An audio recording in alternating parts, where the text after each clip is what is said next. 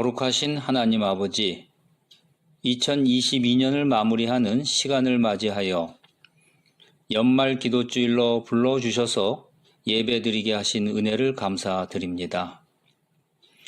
하나님 앞에 서기 부끄러운 모습이지만 구별된 시간, 구별된 장소에서 신령과 진정을 다한 예배자의 모습으로 주님 앞에 무릎 꿇길 원합니다. 주님의 임재와 말씀을 통하여 회개하고 영적 회복을 경험하는 연말 기도주일이 되게 하여 주시옵소서. 오랜 기간 코로나19로 인하여 교회와 성도들이 영적으로 힘든 시간을 보내고 있습니다. 오늘의 예배를 통하여 말씀의 영께서 모든 예배자들에게 하나님의 전신갑주를 입혀주시어 우리의 영적 상태를 점검하고 잘못된 길에서 돌이키는 시간이 되게 하여 주시옵소서. 세상과 적당히 타협하며 살고 있지는 않는지, 주님보다 세상을 더 사랑하지는 않는지, 내 생각, 내 뜻, 내 고집 내려놓고 잠잠히 주님을 바라보길 원합니다. 먼저 그 나라와 의를 구할 때 채워주심을 경험하며 살아 역사하시는 하나님의 능력을 체험케 도와주시옵소서. 이정환 목사님께서 믿음의 방패라는 주제로 말씀이 선포될 때 말씀대로 순종하길 다짐하는 은혜가 있게 하여 주시옵소서. 말씀을 통해 우리가 더 성숙해지며 말씀으로 무장하고 승리하며 나아가게 하여 주시옵소서. 이 예배를 기쁘게 흠향해 주시길 원하며 거룩하신 예수님 이름으로 기도드립니다. 아멘.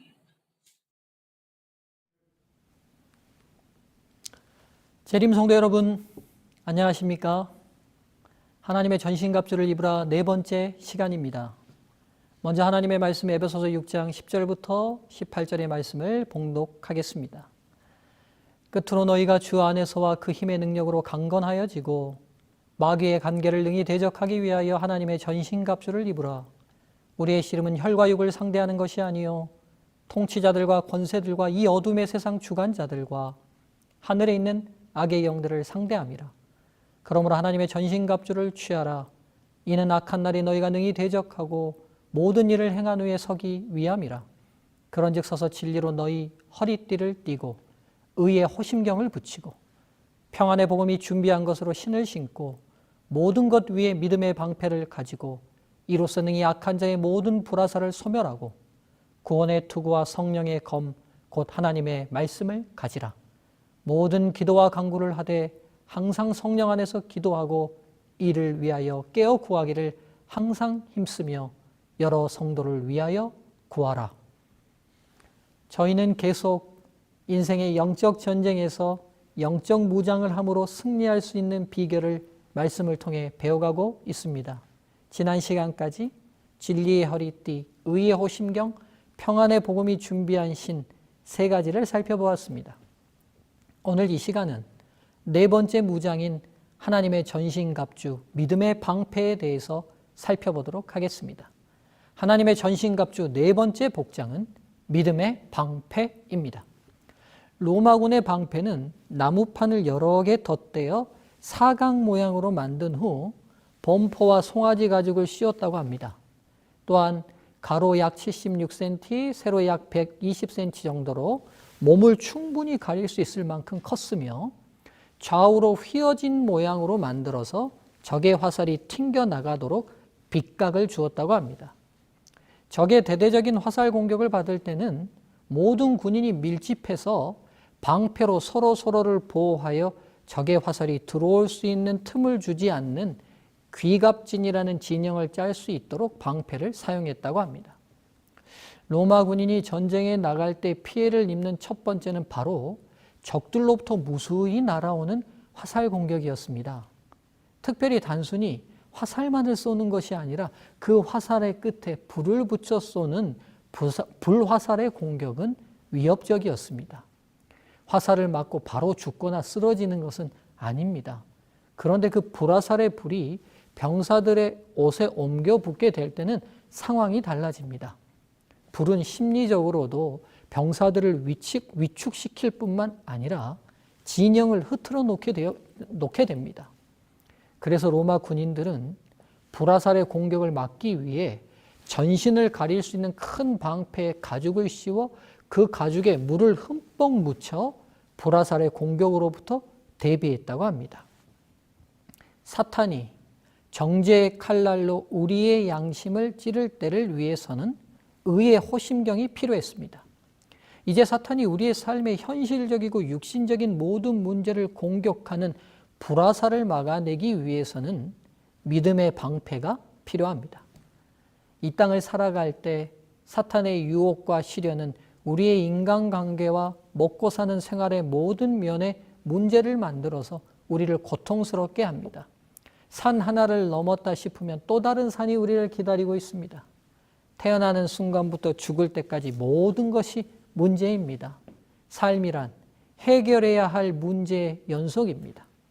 먹고 살고 가르치고 배우고 직장 얻고 결혼하고 자녀 낳고 애들 키우고 또 그렇게 하고 나면 몸이 병들고 아픕니다. 인생의 어느 한순간도 빈틈없이 날아오는 불화살의 공격을 받지 않을 때가 없습니다. 잠시 한눈 팔다가 피하지 못하면 그 화살에 맞게 됩니다. 더욱이 그 화살은 불화살이라 삶의 다른 부분으로 옮겨붙어 어느새 모든 것을 태워버리기까지 합니다. 부부간의 작은 의견 충돌이 부부관계 전체를 태워버리기도 합니다. 스트레스를 풀기 위해 맞들인 인터넷 게임이나 도박이 그의 인생 전체를 불태워버리기도 합니다.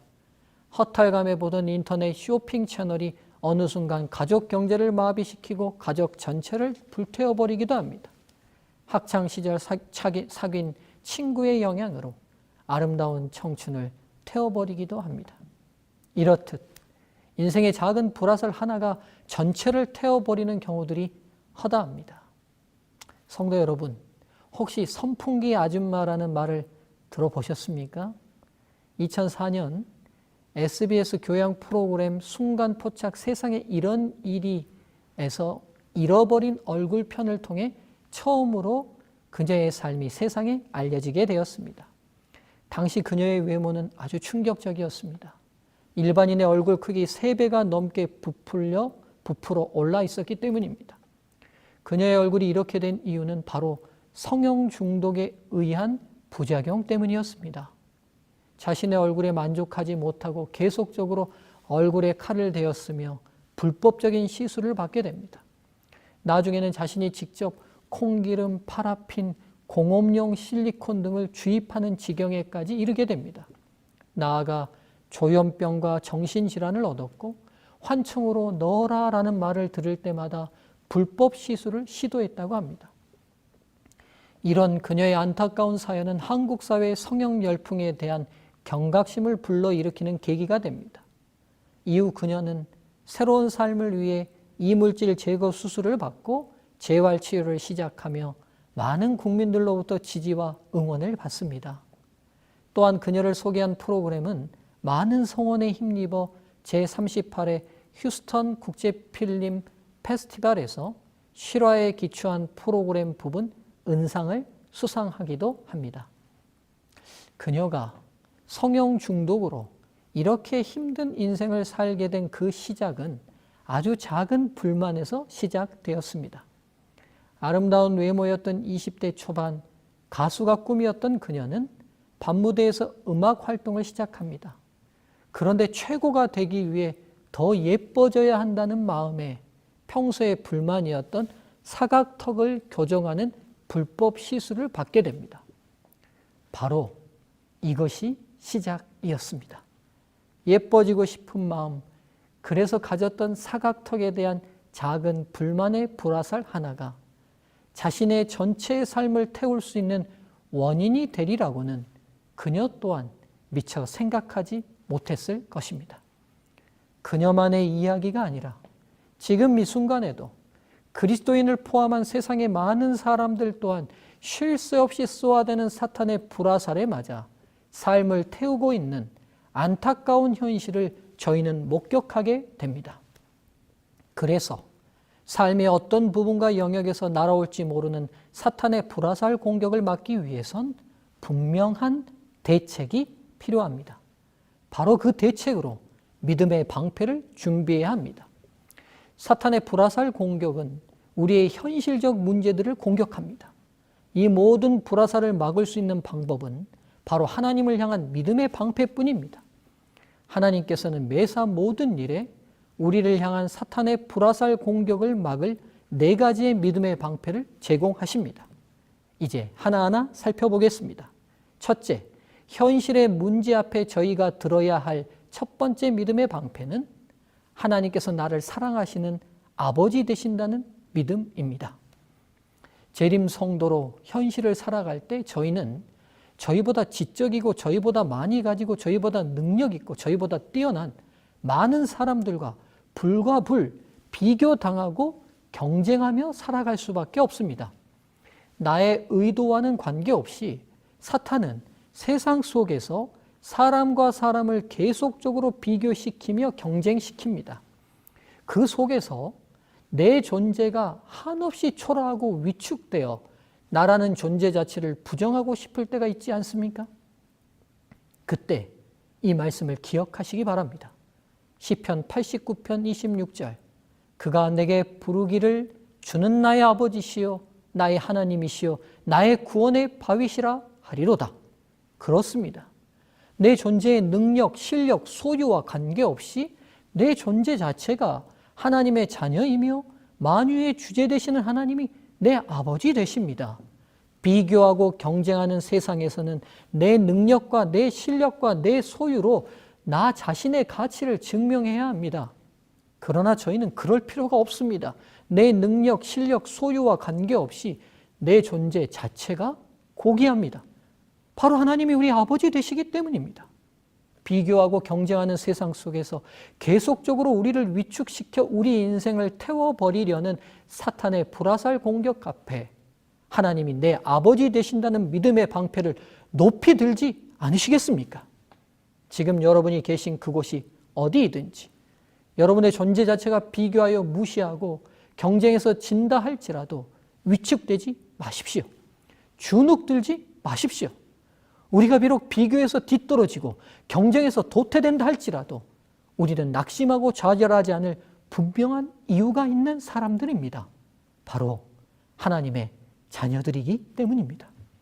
우리가 이 고귀한 신분은 바로 그리스도의 십자가의 보혈로 확증받았기에 이 땅 어느 누구도 하늘의 어떤 존재도 부정할 수 없습니다. 그러니 재림 성도들이시여, 먼저 그동안 세상에서 비교에 무시받고 경쟁에 상처받은 여러분 모두에게 하나님의 위로가 함께 하시길 기원합니다. 그리고 우리에게 있는 하나님의 아버지 되신다는 믿음의 방패를 다시 굳게 세우시게 되길 주의 이름으로 호소합니다. 이 믿음의 방패가 우리 손에 내려지지 않는 이상 사탄의 어떤 비교와 경쟁의 불화살도 우리를 태울 수 없음을 결코 잊지 마시기 바랍니다.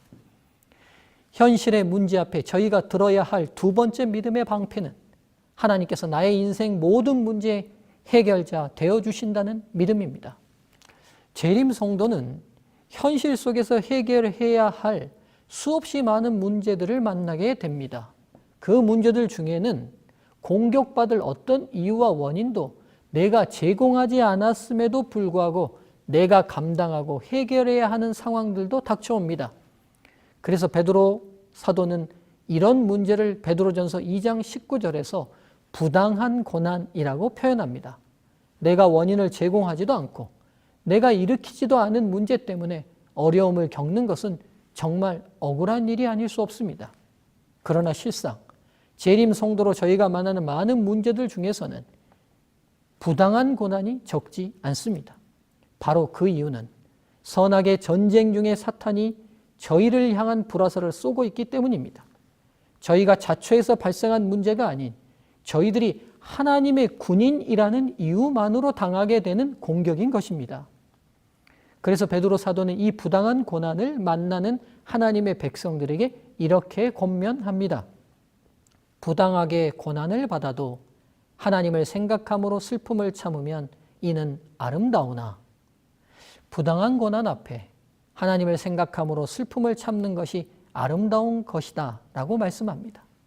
바로 우리 주님께서 이 땅에서 진정 선하시기에 사탄으로부터 수없이 많이 부당한 고난, 즉 불화살 공격을 받으셨습니다.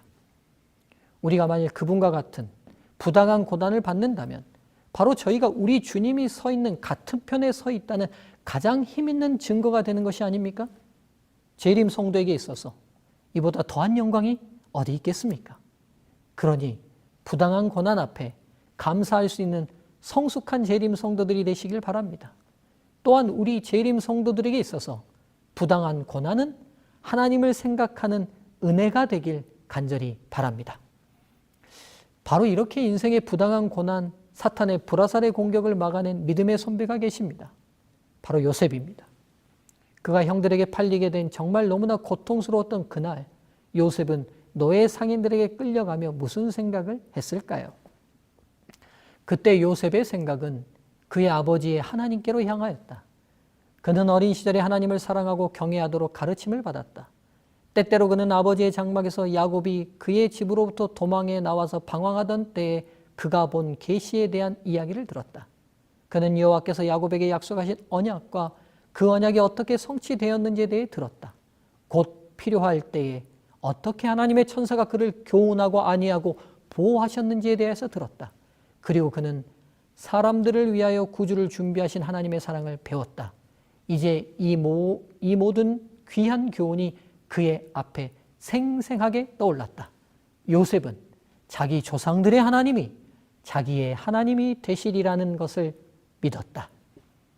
요셉은 그 자신이 도저히 감당할 수도 해결할 수도 없는 문제 상황 앞에서 바로 아버지 야곱의 하나님을 생각합니다. 그리고 그 하나님께서 야곱 인생의 모든 문제의 해결자 되어 주셨음을 기억하고 그 하나님이 자신의 인생 문제 해결자 되어 주실 것에 대한 확고한 믿음의 방패 뒤에 자신을 두기로 결심합니다. 사랑하는 재림 성도 여러분, 저희가 맞게 되는 사탄의 불화살은 저희 처지를 봐주면서 쏘는 공격이 아닙니다. 저희 삶을 다 태워버리려는 인정사정 없는 공격입니다. 그러니 내 힘으로 어떻게 막아보고 해결해 보겠다는 것은 불가능한 일입니다. 해결자 되신 하나님이 내 하나님이시라는 믿음의 방패만이 이 공격을 막을 수 있습니다. 그러니 문제들 앞에 저희 자신을 생각하지 마시고 하나님을 생각하시길 간절히 바랍니다. 만일 원수가 낙심한 자들의 시선을 예수께로부터 돌려 자기 자신을 보게 하고 그들 예수님의 고귀하신 사랑과 공로와 크신 자비를 생각하는 대신에 자기 자신들의 비천함만을 생각하게 할 수 있다면 원수는 그들에게서 믿음의 방패를 빼앗고 그의 목적을 이루게 될 것이며 그들은 원수의 맹렬한 유혹에 노출되고 말 것이다. 그러므로 약한 자는 예수님을 쳐다보아야 하며 그를 믿어야 한다. 그런 후에 그들은 믿음을 행사해야 한다. 재림 성도 여러분, 이유를 알 수 없고 원인이 분명하지 않는 일상의 문제와 어려움이 다가올 때 이제 저희는 하나님을 생각하며 그분이 저희 인생을 붙들고 계시며 통제하고 계신다는 확고한 믿음의 방패를 세워야 합니다. 그것만이 사탄의 불화살을 막아내는 유일한 무기임을 결코 잊지 마시기 바랍니다.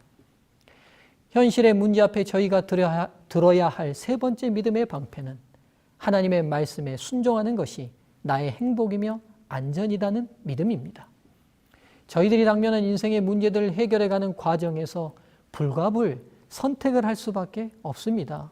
연봉 높은 직장을 선택할 것인가, 안식일을 선택할 것인가, 조건 좋은 배우자를 선택할 것인가, 신앙을 선택할 것인가, 이익되는 부정직한 관계를 선택할 것인가, 정직을 선택할 것인가 등등 많은 문제로 인한 선택의 기로에 서게 됩니다.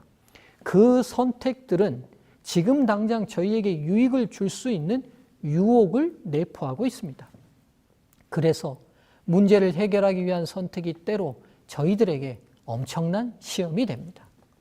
다시 요셉의 이야기로 돌아가 보겠습니다. 과연 요셉은 인생의 많은 문제들 앞에 어떤 선택을 하기로 결심하였을까요?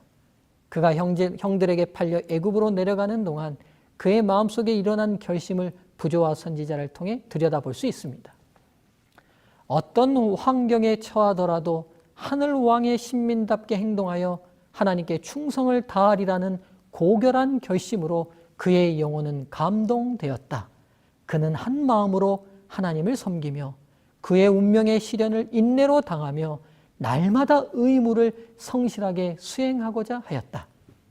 이제 노예의 운명으로 살아가야 하는 요셉은 그날 그의 영혼이 감동된 특별한 결심을 하게 됩니다. 바로 어떤 상황, 어떤 환경에서도 하나님의 뜻에 합당한 선택만을 하겠다는 것입니다. 그것이 설령 자신에게 불이익이 되고 문제를 더 어렵게 만들고 꼬이게 만든다 할지라도 말입니다. 요셉이 이렇게 결심할 수 있었던 이유가 무엇일까요? 그것은 바로 요셉은 하나님의 말씀에 순종하는 것이 자신에게 가장 유익한 선택이라는 확고한 믿음이 있었기 때문입니다.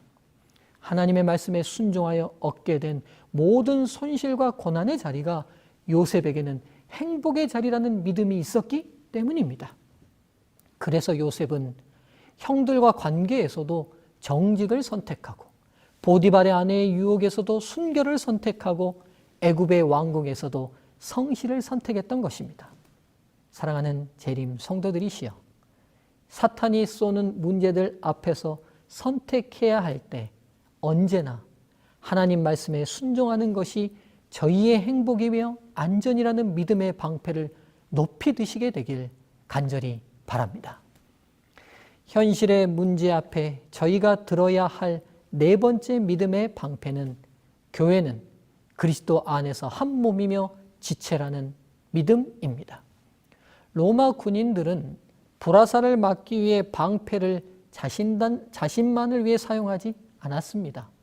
불화살의 공격은 한 개인만 태우는 것이 아니라 옆에 있는 병사들에게도 옮겨 붙기에 함께 방어하지 않는다면 옆 병사의 불이 언제라도 자신에게 옮겨 붙어 군대 전체로 번질 수 있는 위험이 있었습니다. 그래서 로마군은 불화살 공격을 막기 위해 귀갑진이라는 진을 형성했습니다. 앞열의 병사들이 함께 방패를 세우면 뒷열의 병사들이 자신의 방패를 들어 앞열 위를 덮어주었습니다. 이렇게 진을 형성해서 자신뿐만 아니라 모두를 함께 보호했던 것입니다. 로마군이 강했던 이유가 바로 팀을 이루어 연합해서 싸웠기 때문입니다. 비록 로마는 북방의 게르만족보다 힘으로나 체력에서 각 개인들은 약했지만 전쟁에서 이길 수 있었던 이유가 바로 팀으로 이루어 함께 싸우는 법을 알았기 때문입니다. 바로 여기서 우리가 또 하나 추가해야 할 중요한 믿음의 방패가 있습니다. 우리는 그리스도 안에서 한 몸이며 지체라는 믿음입니다.